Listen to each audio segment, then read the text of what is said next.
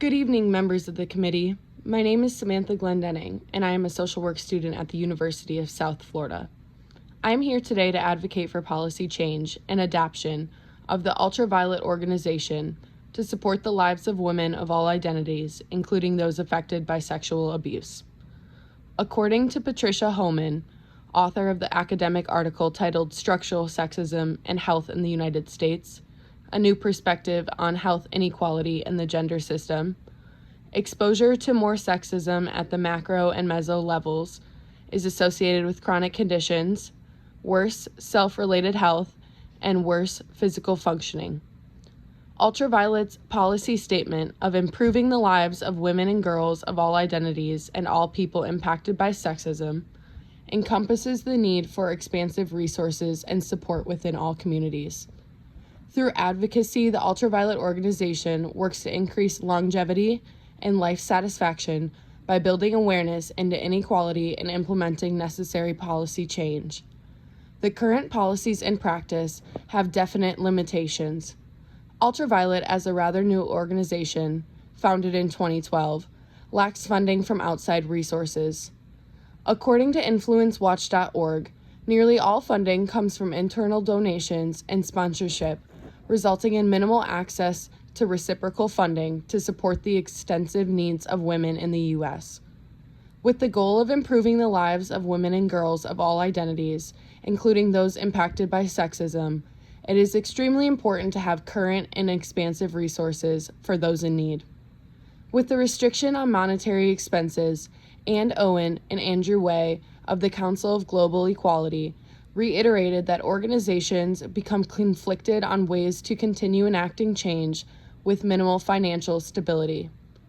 Organizing events, providing resources to the community, and educating others all costs a significant amount of money to sustain.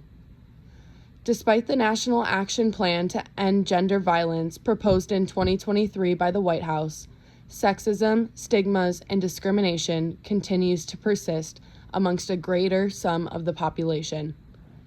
A policy change worth enacting includes increasing resources through establishing shelters for battered women. With only 134 shelters for battered women within the U.S. today, it is evident that necessary change must be made immediately to support the needs of people.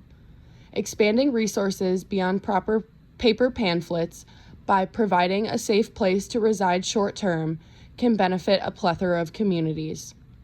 New policies should additionally include providing support to non-binary individuals. By expanding the community served beyond those identified by UltraViolet, said policy can provide a wider realm of support to those in need of guidance. When considering ways in which the policy change can improve the lives of individuals and communities, the increased awareness is amongst the most prevalent impact. Shelters for abused and battered women of all identities can boost confidence and motivation by providing guidance towards ways in which an individual can flourish within society, according to Janet Swim and Julia Becker in the academic article titled Seeing the Unseen: Attention to Daily Encounters with Sexism as a Way to Reduce Sexist Beliefs. Through creating equality by providing services for those often overlooked, this policy change can reduce barriers to access. Increasing shelters available within all communities can directly increase readily available resources and ability to seek out and utilize additional services. Supporting evidence of the proposed policy change and reform includes research conducted by feminist advocates, including Betty Friedman and Angela Davis.